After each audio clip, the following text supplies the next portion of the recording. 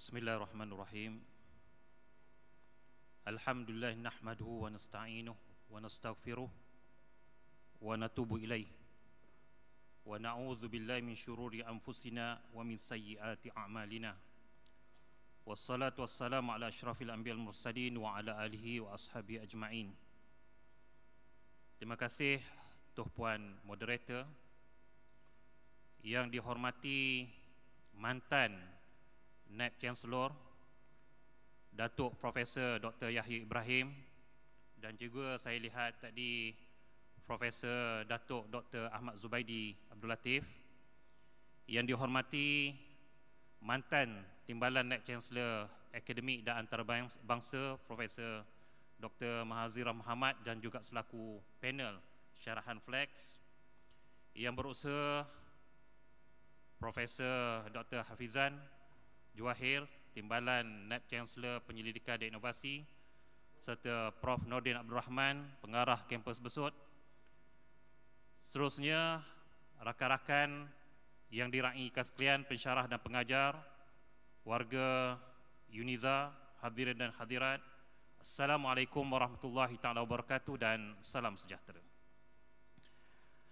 Tuan-tuan dan puan-puan sekalian, apabila saya menerima tajuk yang diberi oleh Urustia, maka saya membuat sedikit rujukan untuk memastikan bahawa perbincangan pada pagi ini menepati seperti tajuk yang dikendaki, dan tajuknya menepati konsep perbincangan.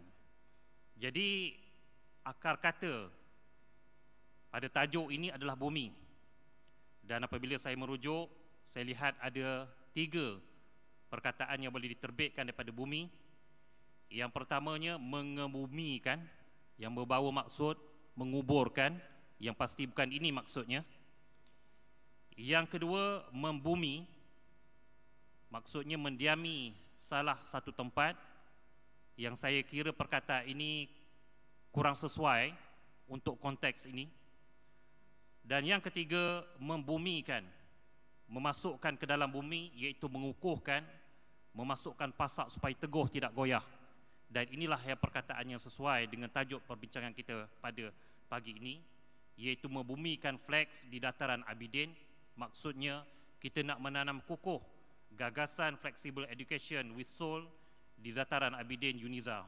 Dan ini pun tajuk buku yang ada, contohnya seperti Membumikan Syariah oleh Dr. Muhammad Daud Bakar dan Membumikan Al-Quran oleh Dr. Quraish Shihab. Tuan-tuan dan puan-puan sekalian, seperti mana yang kita bincangkan 2 hari lepas, bahawa salah satu konstruk yang hendak kita jayakan dalam transformasi akademik Uniza ialah pendidikan berteraskan nilai. Dan pendidikan berteraskan nilai ini, kita mengambil satu inisiatif untuk melaksanakan gagasan Flexible Education with Soul. Dan untuk pagi ini, kita ada lebih kurang 7 soalan ataupun isu yang akan dijawab dalam perbentangan ini, iaitu yang pertama, mengapa Flexible Education ada dalam gagasan Flex. Yang kedua, mengapa Flex itu diperlukan di Uniza. Yang ketiga, bagaimana asas dan dasar Flex itu dibina. Yang keempat, apakah objektif Flex. Yang kelima, bagaimana Flex dilaksanakan di Uniza. Yang keenam, adakah semua warga Uniza terlibat dengan Flex. Dan yang ketujuh, di manakah kedudukan Nasim dalam Flex.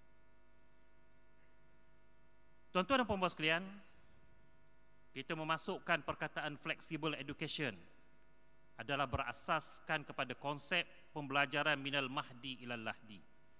Seperti mana yang kita ketahui bahawa Islam menggalakkan pembelajaran itu bermula daripada buayan, dengan mengenali nama Allah, dengan mengenali kalimah syahadatain dan sebagainya melalui azan dan iqamat.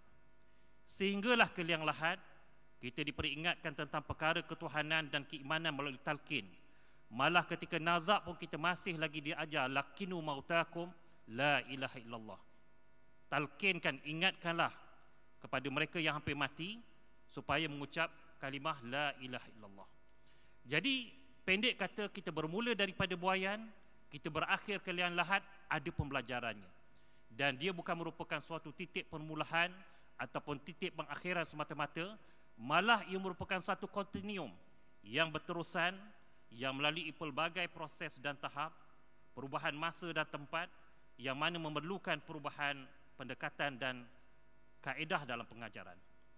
Lebih-lebih lagi apabila kita melihat di sana ada ucapan Sayyidina Ali, Rabbu auladakum min ghairi tarbiyatikum li'annahum khuliqu li zamanin min ghairi zamanikum. Didiklah anak-anak kamu bukan sebagaimana kamu dididik, kerana mereka dilahirkan untuk zaman bukan seperti mana zaman kamu. Maka kerana itu, tuan-tuan dan puan sekalian, kita memilih untuk memasukkan gagasan pendidikan fleksibel supaya elemen pembelajaran sepanjang hayat, supaya elemen pendidikan anjal itu dapat dikekalkan, difokuskan dalam gagasan tersebut, dan supaya kita memahami bahawa pendidikan dalam Islam itu adalah bersifat dinamik. Tuan-tuan dan puan sekalian, mengapa flex perlu diadakan? Dengan merujuk perkataan ataupun ucapan Klaus Schwab, beliau adalah merupakan pengasas dan pengurusi eksekutif bagi World Economic Forum. Beliau telah mengarang buku The Fourth Industrial Revolution. Beliau menyatakan bahawa Industrial Revolution ataupun revolusi industri 4.0 ini akan mengubah cara kita bekerja, akan mengubah cara kita hidup. Industrial Revolution 4.0 akan mengangkat tamadun dunia melalui perubahan teknologi dan sekaligus mengubah seluruh aspek bidang kehidupan manusia. Tuan-tuan dan puan sekalian, untuk menggambarkan perbezaan kehidupan manusia pada era IR 3.0 berbanding dengan IR 4.0, dan untuk memahamkan bagaimana Industrial Revolution 4.0 ini mengubah kehidupan manusia, maka saya akan membawa satu klip video. Klip video ini memaparkan seorang bernama Ned. Ya, beliau berada dalam dua keadaan pada satu masa. Satu dalam era Industrial Revolution 3.0 dan satu lagi era pada Industrial Revolution 4.0. Kita akan lihat bagaimana Ned pada era IR 3.0 dan IR 4.0 hidup daripada pagi di rumah, pergi bekerja di pejabat, bermesyuarat, makan tengah hari, pulang ke rumah dengan kereta dan kemudian bersama keluarga.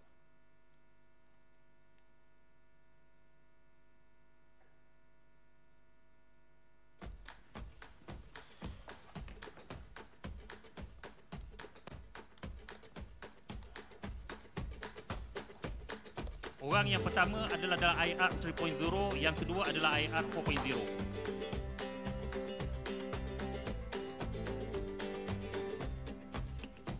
Thanks. Hey Yoda, send an email to Jennifer Bell with the message, "Hi Jen, my morning's filled up. Can we change our 10 o'clock to 1 o'clock? Let me know, all right? And the subject should be? Meeting today. Should I send it? Yes. Sending.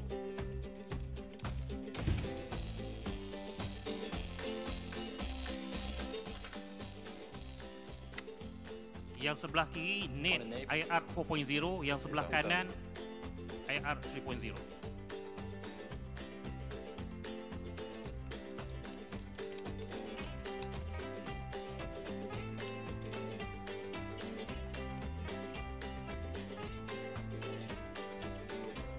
Hey guys. Hey. I have the latest test results back from engineering. So you see right there, the problem we're dealing with? Hey Nate, need a lift? Yeah. That's all right, I'll just walk.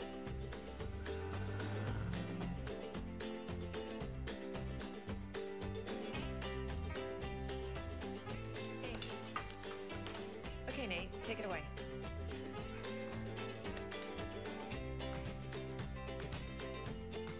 Okay, let's get started. The whole team's been working on this for a good 3-4 weeks.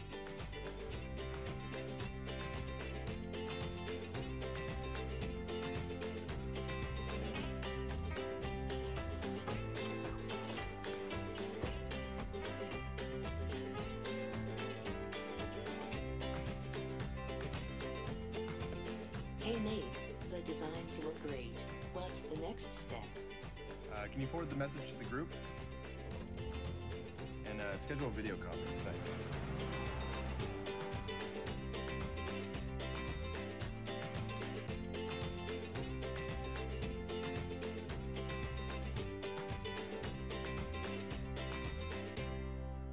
Fly, Betty, fly.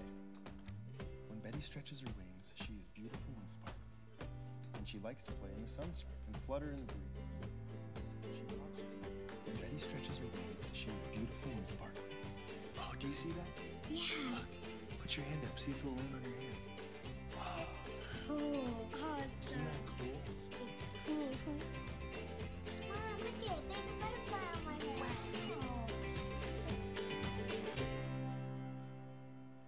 Kita boleh lihat bagaimana kehidupan manusia lebih pantas dan cepat dalam era IR 4.0 berbanding IR 3.0. Selain daripada itu, kita boleh lihat bagaimana elemen IR 4.0 seperti automasi, Internet of All Things, Big Data, Cloud Computing, Augmented Reality mengubah cara hidup manusia, mengubah cara berfikir manusia dan gaya hidup manusia, malah bentuk komunikasi. Tuan-tuan dan puan-puan sekalian, apabila kita bercakap tentang ketinggian tamadun manusia, maka kita akan teringat sejarah tamadun dan peradaban Greek. Satu tamadun yang dikatakan berteknologi tinggi pada era tersebut, sehingga banyak kajian tentangnya dilakukan. Malah ada kajian yang cuba membandingkan tamadun Greek dengan tamadun Mesir kuno dan tamadun Rum. Tamadun Greek adalah merupakan sebuah tamadun yang menguasai hampir seluruh dunia, sehingga sampai ke Mesopotamia, Egypt, Asia dan India di bawah rajanya Alexander the Great ataupun Alexander III the Macedon. Satu kajian telah dilakukan oleh Robert M. Hutchins. Beliau adalah merupakan Presiden dan Chancellor University Chicago. Apa kata dia? Kajian dia mendapati bahawa antara punca yang menyebabkan tamadun Greek itu berada pada satu tahap yang tinggi adalah kerana di Athens, pendidikan bukanlah satu kegiatan yang terbatas pada masa tertentu, di tempat tertentu atau pada peringkat umur tertentu. Pendidikan merupakan matlamat utama masyarakat. Kota raya mendidik manusia, manusia dididik oleh budaya. Jadi tuan-tuan dan puan-puan sekalian, ini adalah merupakan rahsia bagaimana Greek menjadi suatu tamadun yang cukup unggul satu ketika dahulu, iaitu budaya ilmu itu berkembang dengan pesat tanpa mengira masa dan tempat. Berbalik kepada era Industrial Revolution 4.0 yang kita katakan tadi, teknologinya turut mengubah landscape pendidikan. Kita akan mendapati bahawa budaya pembelajaran juga sangat mencabar akibat daripada perubahan teknologi. Untuk itu, supaya kita faham bagaimana berlaku perubahan dalam bidang pendidikan, bagaimana bilik darjah itu disusun atur semula oleh Industrial Revolution 4.0, saya ingin membawa satu klip video lagi yang akan melihat bagaimana project based experiential learning dilaksanakan di sekolah, bukan di universiti, di sekolah. Mereka diminta untuk membina sebuah jambatan dengan memanfaatkan dan mengaplikasikan 9 teras IR 4.0 seperti big data, cloud computing dan sebagainya, dengan menggunakan kemahiran abad ke-21 iaitu komunikasi, kolaborasi, pemikiran kritis dan kreativiti.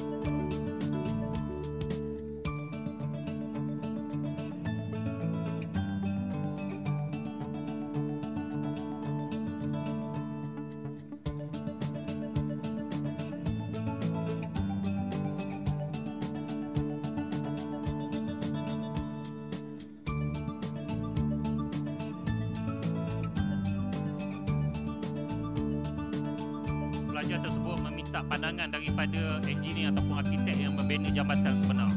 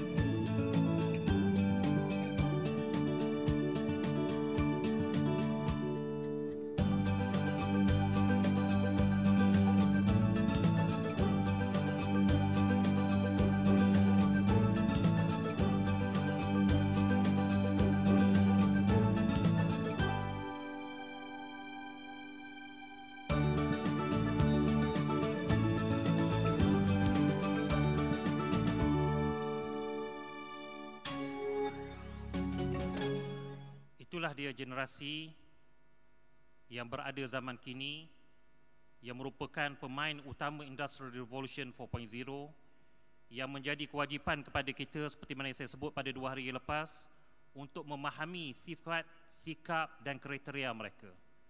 Maka kerana itu saya ingin membawa satu kajian yang dilakukan oleh Sledek dan Grabinger pada tahun 2013. Kajian ini telah dapat mengenal pasti sifat, sikap generasi Z yang lahir daripada tahun 1995 hingga 2009 yang kini kita berhadapan dengan mereka. Mereka berada dalam kampus kita, kita mengajar mereka, kita mendidik mereka. Apa sifat mereka? Mengikut kajian Sledek and Grabinger, yang pertama, sifat mereka adalah cenderung pada wang. Yang ini saya tak nak komen. Yang kedua, berminda global. Mereka mengguna media sosial untuk berhubung dengan sesiapa saja, malah mereka mengguna media sosial untuk mengubah dunia. Yang kedua, anak watan teknologi.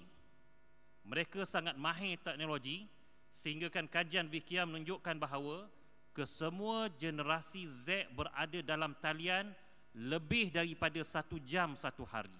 Malah 46% daripada mereka berada dalam talian lebih daripada 10 jam. Bagaimana dengan Malaysia? Satu kajian yang telah dilakukan oleh Institut Penyelidikan Pembangunan Belia Malaysia mendapati bahawa remaja Malaysia bawah umur 18 tahun berada dalam talian selama 6 jam satu hari. Artinya, teknologi bukan alat pada mereka tetapi ia adalah sebahagian daripada diri mereka. Yang ketiga ataupun yang keempat, sifat mereka adalah tabiat pembelajaran yang unik. Mereka menggenggam maklumat tanpa perlu menghafal. Apa yang mereka perlu cari ialah belajar bagaimana untuk akses maklumat, cari di Google, interpretasi maklumat dan ambil peluang daripada maklumat tersebut. Kemudian, sifat yang berikutnya melakukan pelbagai tugasan serentak. Kajian Forrester Research menunjukkan bahawa 84% generasi Z melakukan pelbagai tugasan serentak. Mereka boleh tengok TV sambil melayari internet sambil bercakap dengan orang lain. Dan yang terakhir, mereka belajar secara visual. Akibat simulasi berterusan melalui telefon pintar, melalui YouTube, mereka menjadi generasi yang belajarnya bukan hanya sekadar mendengar seolah-olah tidak memberi kesan yang besar, tetapi mereka menjadikan visual sebagai suatu gaya pembelajaran yang major ataupun yang dominasi. Tuan-tuan dan puan sekalian, bagaimana sifat ataupun sikap generasi Z di Malaysia? Satu kajian telah dilakukan oleh Institut Penyelidikan Pembangunan Belia Malaysia. Kajian tersebut besar. Saya ambil satu bahagian saja. Mereka mengkaji tentang isu ketagihan skrin, yang mana sesuatu boleh rujuk dikeluarkan dapatan tersebut dalam Utusan Malaysia pada 6 November 2017. Kajian ini mendapati generasi Z yang terlibat kita katakan tadi berada dalam talian 6 jam satu hari, mereka berhadapan dengan isu ketagihan skrin. Apa akibatnya? Yang pertama, mereka bersifat individualistik, tidak mempunyai sikap belas kasihan. Yang kedua, terlalu bergantung kepada digital sehingga menyebabkan gaya hidup mereka tidak aktif. Yang keempat, yang ketiga, dia membawa impak negatif dalam kesihatan dan mental. Ini akibatnya mendorong gejala tidak sihat seperti masalah disiplin dan jenayah.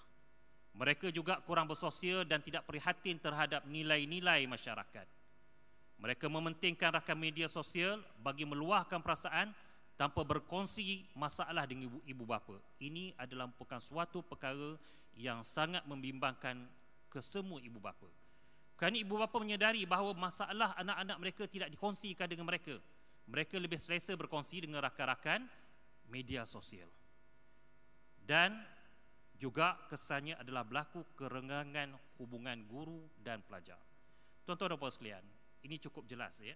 Kalau dahulu pengalaman saya, pada tahun 90-an, pelajar Kuza sangat menghormati pensyarahnya. Kalau tengah berbual itu, ya, kita lalu terus secara automatiknya mereka terus senyap menghormati guru. Tapi zaman sekarang, generasi sekarang, ada kita dengan tak ada kita sama saja.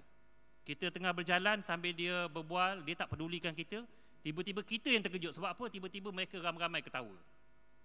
Ini dia, berlaku kerenggangan hubungan guru dan pelajar.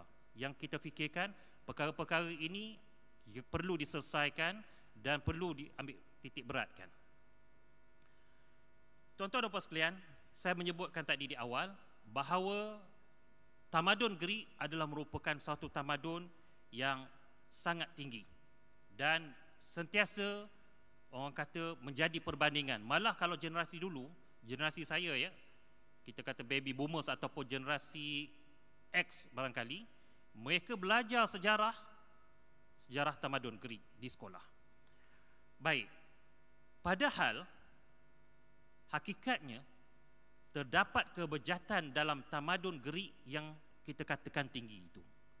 Para pengkaji seperti Will Durant berpandangan generasi Athens pada ketika itu bukanlah merupakan contoh generasi berakhlak dan bermoral baik yang boleh kita ikuti. Kita lihat apa kata Demosthenes. Demosthenes ini sezaman dengan Plato, sezaman dengan Aristotle.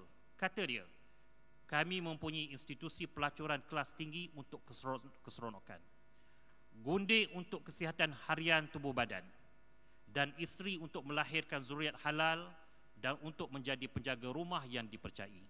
Tuan-tuan dan puan-puan sekalian, bagaimana mereka yang berada di puncak ketamadunan dan puncak keilmuan tiba-tiba mengagungkan pelacuran, menjatuhkan derajat wanita sebagai barang yang dipermainkan, menjatuhkan martabat isteri sendiri sebagai kilang melahirkan anak dan penjaga rumah. Di mana silapnya?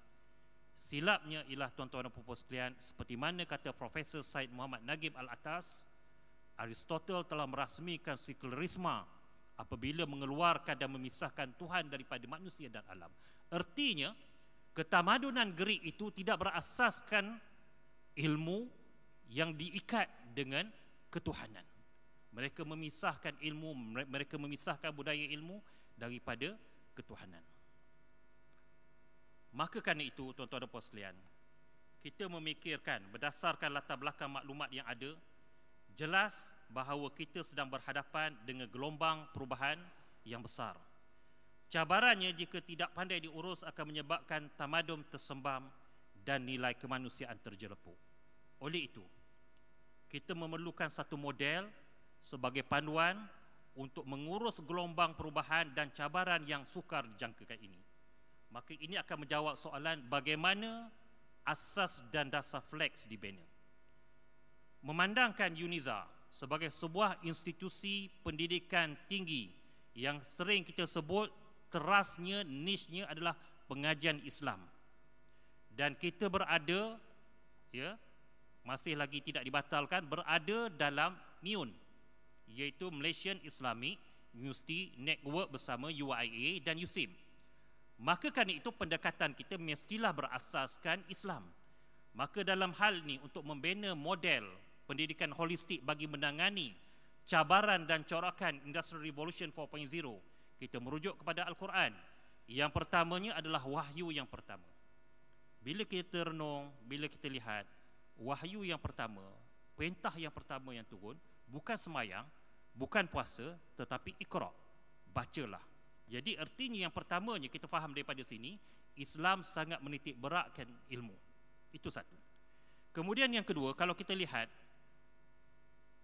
kosakata, perkataan, bacalah disebut sebanyak 2 kali, mengajar disebut sebanyak 2 kali, pena menunjukkan suatu wasilah untuk pembelajaran atau pengajaran disebut sekali. Ia adalah merupakan perlambangan ilmu yang menunjukkan Islam memahami konsep pembelajaran dan prosesnya. Dan selain daripada itu, ini yang penting. Kalau kita perhatikan betul-betul, Allah Subhanahu wa taala tidak berfirman Iqra semata-mata. Allah Subhanahu wa taala berfirman dengan mengikat perlambangan ilmu dengan perlambangan keimanan dan ketauhidan. Allah Subhanahu wa taala berfirman, Iqra bismi rabbikal ladzi khalaq. Bacalah, perlambangan ilmu, dan diikatkan dengan nama Tuhanmu, perlambangan ketuhanan. Iqra wa rabbukal akram. Bacalah dan Tuhanmu yang maha mulia. Jadi artinya tuan-tuan dan puan-puan sekalian, dalam hal ini kita harus faham konsep pendidikan Islam tidak memisahkan ilmu daripada iman. Bacalah, mengajar, pena itu adalah merupakan perlambangan ilmu. Tetapi Allah tidak membiarkan ia bersendirian, diikat dengan konsep atau perlambangan ketuhanan. Nama Tuhanmu mencipta, Tuhanmu maha pemurah, mengajar apa yang tidak diketahui. Jadi kita kena letak dalam hati kita, ilmu tidak boleh dipisahkan daripada iman. Kalau dipisahkan, maka berlakulah seperti mana berlakunya terhadap tamadun Greek. Satu. Yang kedua, yang perlu kita faham, saya pohon sangat, ya, surah Al-Alaq tadi kita kena faham. Dan yang kedua, satu ayat yang Allah Subhanahu wa taala berfirman sebanyak 4 kali dalam Al-Quran. Bayangkan, ya. Allah Subhanahu wa taala berfirman sebanyak 4 kali di dalam Al-Quran dengan mafhum yang sama, ya, dengan mufradatnya yang sama, cuma gaya bahasa saja yang berbeza. Yaitu yang pertama dalam surah Al-Baqarah ayat 129. Yang kedua dalam surah Al-Baqarah ayat 151. Yang ketiga dalam surah Ali Imran ayat 164. Dan yang keempat surah Al-Jumu'ah ayat 2. Apa kata Allah Subhanahu wa taala? Wallazi ba'atha fil ummiyina rasulan minhum yatlu 'alaihim ayatihi wa yuzakkihim wa yu'allimuhumul kitaba wal hikmah wa in kanu min qablu lafi dhalalin mubin. Dialah Allah yang mengutus kepada kaum yang tidak tahu membaca dan menulis seorang rasul daripada kalangan mereka, membacakan ayat-ayat Allah kepada mereka, menyucikan mereka, mengajar mereka Alkitab dan Al-Hikmah, padahal mereka dahulu berada dalam kesesatan yang nyata. Sarjana pendidikan Islam menyatakan ini adalah ayat pendidikan. Kalau kita sebagai pensyarah, pada saya perlu hafal paling kurang maknanya. Dalam ayat ini, tuan-tuan dan puan sekalian, Allah Subhanahu wa taala yang berwarna merah menyebutkan membaca, yatlu alaihim. Kemudian wa yu'allimuhumul kitab, mengajar. Membaca dan mengajar ini adalah merupakan suatu konsep taklim, pemberian ilmu. Yang kedua, menyucikan, wa yuzakkihim. Maka para sarjana pendidikan menyatakan orientasi pendidikan dalam Islam mesti menggabungkan taklim dan tarbiyah. Kerana ada usaha untuk memisahkan di antara taklim dan tarbiyah, seolah-olah yang pentingnya taklim, tarbiyah itu tidak diperlukan.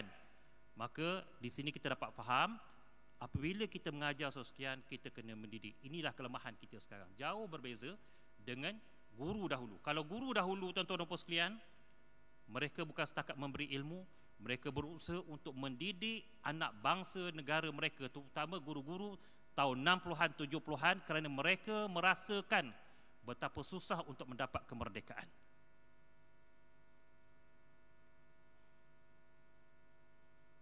Sekali lagi, kita lihat ayat ini. Dalam ayat ini, tuan-tuan dan puan sekalian, Allah Subhanahu wa taala berfirman, yatlu alaihim ayatihi. Satu. Kemudian wa yuzakkihim, menyucikan mereka.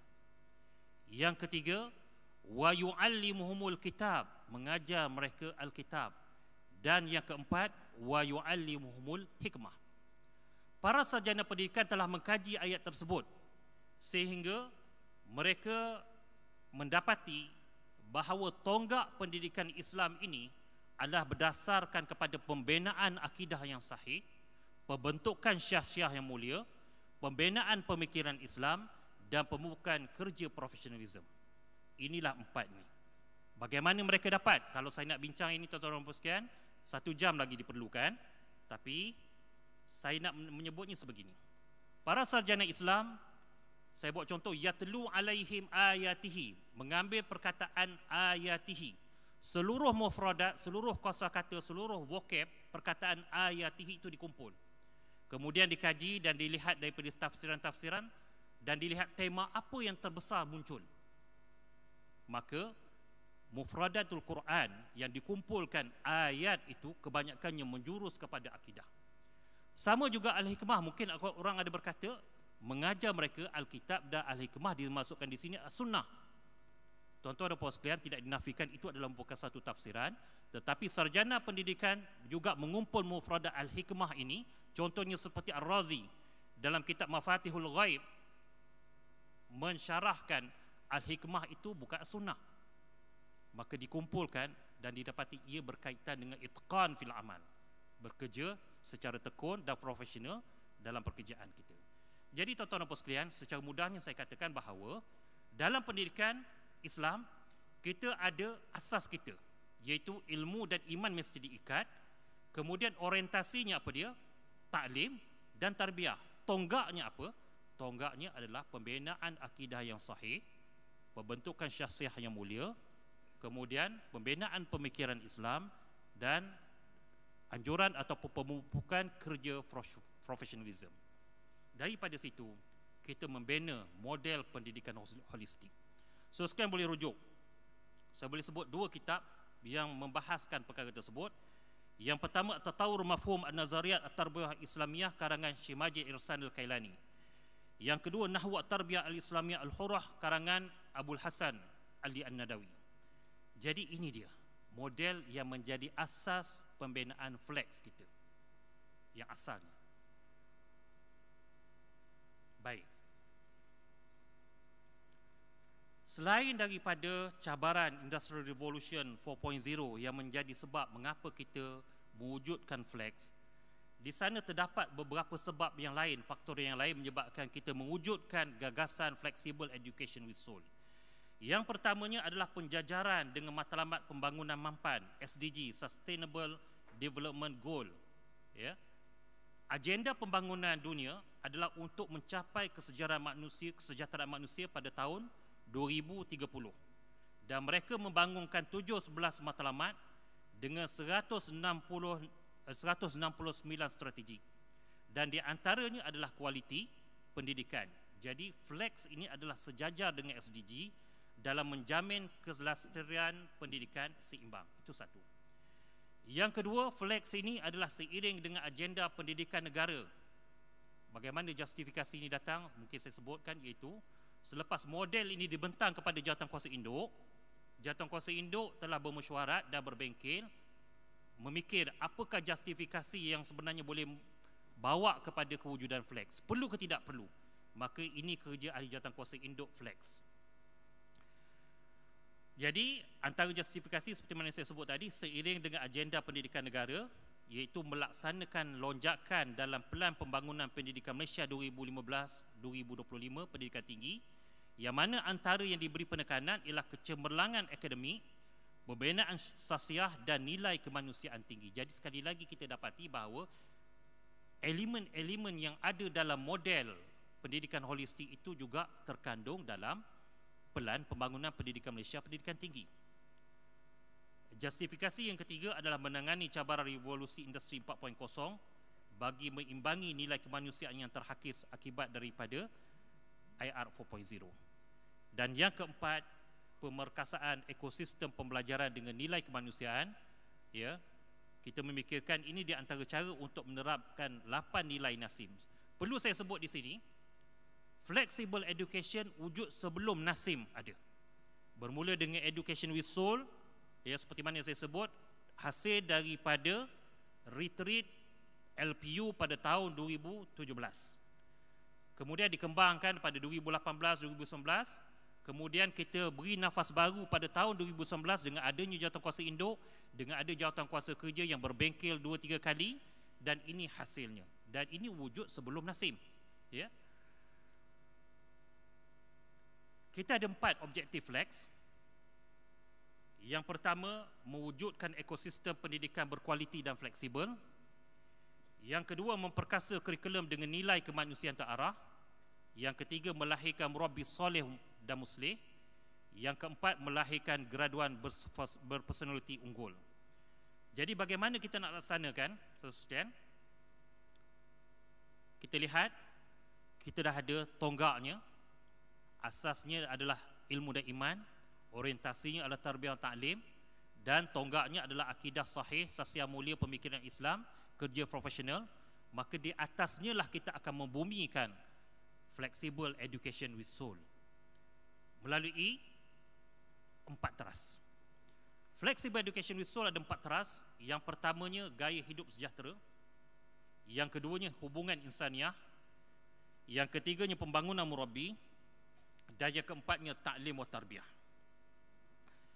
Ia dilaksanakan sama ada diserapkan kepada kurikulum yang sedia ada, ataupun kita akan membangunkan kursus baharu, ataupun kita akan membuat program sokongan. Ada 3 pendekatan bagi melaksanakan ke-4 teras ini. Kita pergi pada yang pertama, gaya hidup sejahtera. Tuan-tuan dan puan-puan sekalian, Rasulullah SAW bersabda, Al-mu'minul qawi khairun wa habbu ilallah minal mu'minul dha'if. Orang mukmin yang beriman, yang kuat dan gagah itu lebih baik dan lebih disukai oleh Allah Subhanahu Wa Taala daripada orang mukmin yang lemah.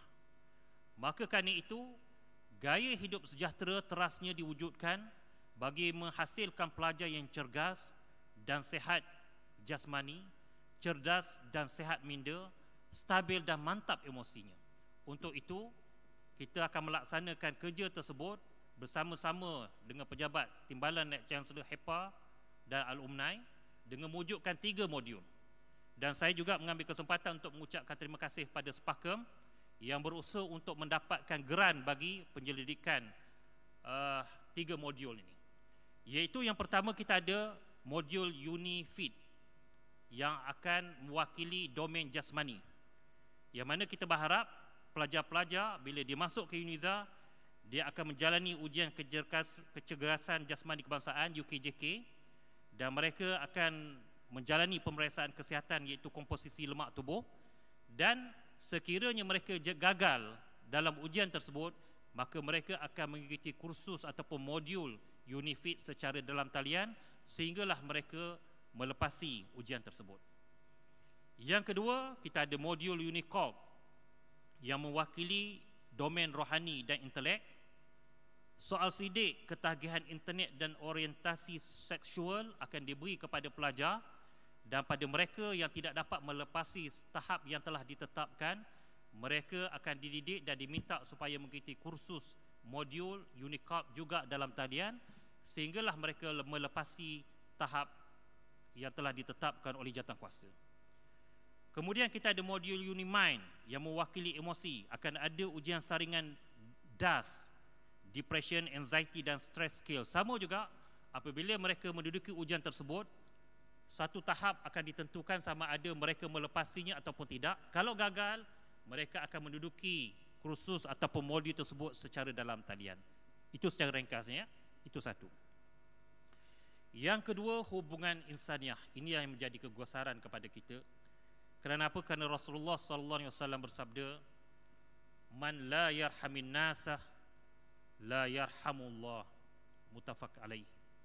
Barang siapa tidak kasihan belas kepada manusia, nescaya Allah tidak mengasihan belas kepada dia.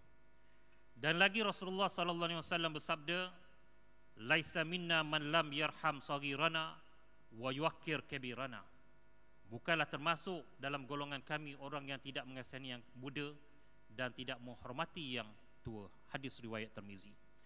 Jadi tuan-tuan dan puan sekalian, kita mewujudkan teras hubungan insaniah dengan tujuan untuk memupuk sifat cakna, tanggungjawab sosial, belas ihsan melalui hubungan baik dengan pelbagai pihak. Dan ini juga kita lakukan dengan kerjasama PTNC, HEPA dan Alumni. Kita ada 3 bentuk. Yang pertama, kita serapkan ke kurikulum yang sedia ada, sama ada contohnya melalui sulam ataupun latihan industri dan juga mobility berkredit. Yang kedua, kita mungkin juga akan mewujudkan program komuniti di bawah fakulti yang berkaitan dengan akademik. Contoh kalau di FPP kita ada Tax Day. Contoh di FBK ada kursus bahasa Inggeris bagi pesakit di hospital umpamanya. Dan mobility tidak berkredit. Dan satu lagi luar kurikulum yang akan kita kerjasama dengan HEPA. Teras yang ketiga, tu puan moderator, masa ada lagi ke dah habis dah ni? Oh gitu, okey, baik. Teras yang ketiga, kita akan melaksanakan taklim wa tarbiyah, yang mana Rasulullah sallallahu alaihi wasallam bersabda, man dalla ala khairin falahu mithlu ajri fa'ilihi. Barang siapa yang menunjukkan kebaikan, maka dia akan mendapat pahala seperti mana pahala orang yang mengerjakannya. Ini peluang kita. Apabila kita ada pelajar, kadang-kadang seseorang pensyarah tu dalam satu semester ada 100 orang, ada 300 orang. Bila kita menunjuk perkara yang baik kepada mereka dan mereka melakukan kebaikan tersebut, maka pahala kebaikan tersebut juga dapat kepada kita. Maka kerana itu, tujuan teras taklim wa tarbiyah ini adalah untuk mengembangkan pembelajaran sepanjang hayat, berkonsepkan pembinaan insan berilmu dan berketerampilan soleh muslih. Dan kita akan cuba mewujudkan kursus baharu melalui kursus selektif, dan juga kita akan menyerapkan elemen-elemen yang berkaitan dengan taklim wa tarbiyah ini melalui kursus MPU, dan juga kita akan mengadakan program sokongan. Contohnya seperti CJ Tahfiz. Untuk makluman Prof. Mahazira, CJ Tahfiz ni adalah merupakan idea mantan TNCA yang kini masih lagi berjalan. Dan semalam saya minta, saya pun takut juga Prof. Mahazira tengah-tengah di ceramah ditanya macam mana CJ Tahfiz. Susah saya nak jawab. Jadi saya telah melihat laporannya semalam, kursusnya berjalan lagi dan ada 3 kohort. Ada pelajar lebih kurang dalam lebih kurang 100 lebih begitu. Dan begitu juga dengan Carnival Plex. Dan yang terakhir, teras pembangunan murabbi. Rasulullah sallallahu alaihi wasallam bersabda, "Fa wallahi la an yahdiyallahu bika rajulan wahidan khairun laka min humrin ni'am." Maka demi Allah, bahawa Allah memberi hidayah kepada seseorang dengan sebab kamu adalah ia lebih baik daripada humri ni'am. Para ulama berbeza pandangan apa maksud humri ni'am. Ada setengah menyatakan unta terbaik, ada setengah menyatakan 100 ekor unta, ada setengah menyatakan unta berwarna merah. Pendek kata, kita katakan bahawa kalaulah seseorang itu berusaha mendidik seseorang yang lain sehingga dia mendapat hidayah menjadi orang baik dengan sebab kita, dan akibatnya adalah daripada Allah Subhanahu wa taala, maka itu adalah lebih baik daripada seluruh isi dunia.